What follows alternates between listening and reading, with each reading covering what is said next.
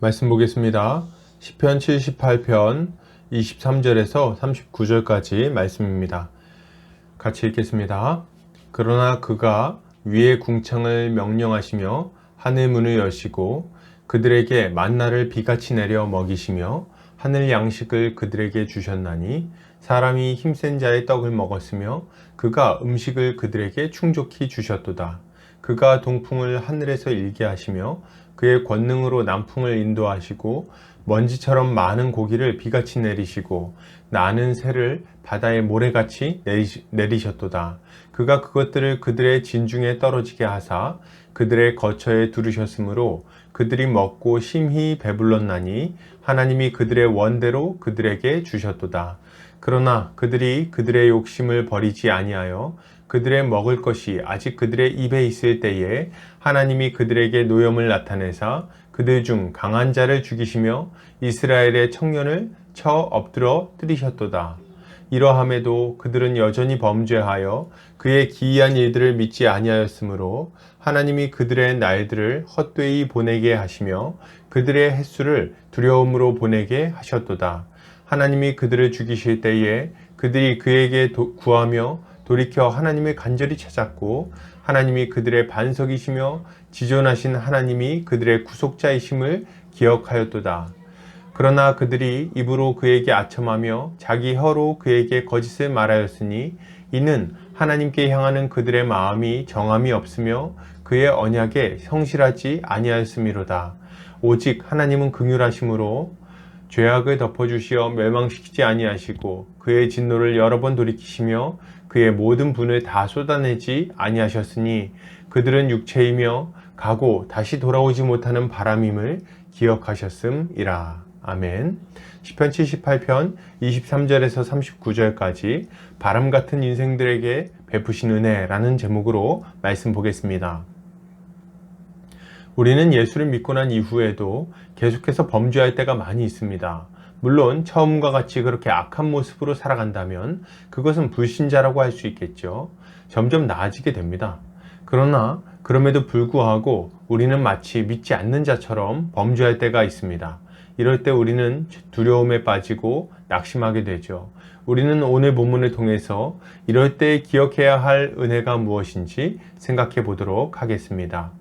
오늘 시편 기자는 이렇게 말합니다. 그러나 그가 위의 궁창을 명령하시며 하늘문을 여시고 그들에게 만나를 비같이 내려 먹이시며 하늘 양식을 그들에게 주셨나니 사람이 힘센 자의 떡을 먹었으며 그가 음식을 그들에게 충족히 주셨도다. 시편 기자는 하나님께서 자신의 백성들에게 만나를 넘치도록 주셨다고 고백합니다. 하나님은 이스라엘 백성들의 요구를 무시하거나 책망하지 않으셨어요. 그들의 필요가 정당함을 아시고 때를 따라 놀라운 은혜를 베풀어 주셨습니다. 그들이 기대하지 못했던 것으로 그들은 만족함을 얻을 수 있었던 거죠. 여러분, 신자는 하나님께서 연약한 인생들의 필요를 채워주시고 먼저 은혜를 베풀어 주셨음에 감사해야 되겠습니다. 우리는 하나님께서 우리에게 일용할 양식을 주신다는 사실에 감사해야 합니다. 이것은 하나님이 이 땅에서 우리에게 필요한 것이 무엇인지 잘 알고 계시며 그것을 구하는 우리의 마음 또한 충분히 이해하고 계시다는 의미이기 때문에 그렇습니다. 하나님은 우리에게 넉넉히 베푸시죠. 먹고 살 수 있게 하시고 좋은 만남도 허락해 주십니다. 건강도 주시고 자녀도 주시고 필요한 것은 그때그때 채워주시는 거예요. 우리가 기억할 것은 이 모든 것이 우리가 불평해서 얻어낸 것이 아니라는 사실입니다. 하나님은 먼저 우리의 필요를 아시고 먼저 채워주십니다. 우리가 하나님을 알기 전부터 하나님은 우리를 먹이시고 입히셨어요. 왜요? 그분은 사랑의 하나님이시기 때문에 그렇습니다. 그분은 우리의 아버지가 되시는 거예요. 그리고 때가 되어 우리를 부르시고 우리가 하나님의 자녀가 되도록 하시고 기도를 따라 필요한 것을 채워 주십니다. 여러분, 하나님이 우리에게 먼저 이 모든 은혜를 베푸셨음을 깊이 생각하시기 바랍니다. 이 모든 것을 생각할 때 우리는 하나님께 감사와 찬양을 올려드리는 것이 너무나도 마땅한 거죠.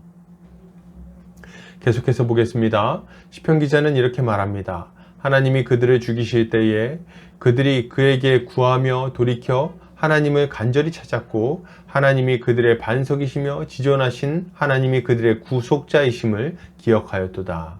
시편 기자는 하나님께서 이스라엘 백성들의 탐욕을 치셨다고 말합니다. 그들은 하나님이 베푸신 것을 먹으면서도 하나님을 시험했기 때문에 그런 심판을 당한 것입니다.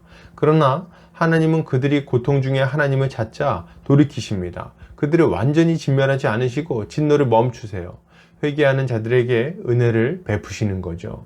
여러분, 신자는 하나님께서 징계 가운데 돌이키는 자들을 다시 살리시고 회복시켜 주심을 기억해야 됩니다. 하나님은 끝까지 완악하게 하나님을 거절하는 자들을 심판하십니다. 그들에게는 무서운 마지막만이 기다리고 있을 뿐입니다. 그러나 만약 사람이 고난 중에 자신의 죄를 회개한다면 그는 살 것입니다. 하나님은 죄인이 죽는 것을 기뻐하지 않으시는 분이세요. 주님은 두려움 가운데, 절망 가운데, 고통 가운데 하나님의 은혜를 구하는 자들을 불쌍히 여기시는 분이십니다. 그분의 긍휼히 여기심은 우리의 구원으로 나타날 거예요. 여러분, 고집 피우지 않으시기를 바랍니다. 하나님 앞에 고개를 숙이고 그를 간절히 찾아야 합니다. 하나님은 우리를 돌아보시고 우리의 기도에 응답하셔서 우리의 영혼을 다시금 살려주실 겁니다. 계속해서 보겠습니다. 시편 기자는 이렇게 말합니다. 오직 하나님은 긍휼하심으로 죄악을 덮어주시어 멸망시키지 아니하시고 그의 진노를 여러 번 돌이키시며 그의 모든 분을 다 쏟아내지 아니하셨으니 그들은 육체이며 가고 다시 돌아오지 못하는 바람임을 기억하셨음이라. 시편 기자는 하나님의 징계를 받은 이스라엘 백성들이 그 이후에도 계속해서 하나님의 시험했음을 고발하고 있습니다. 그러나 그럼에도 불구하고 하나님은 그들의 죄악을 덮어주시고 그의 진노를 여러 번 돌이키셨다고 고백하죠. 왜요? 하나님께서 우리가 바람 같은 인생일 뿐임을 기억하셨기 때문이라고 말합니다.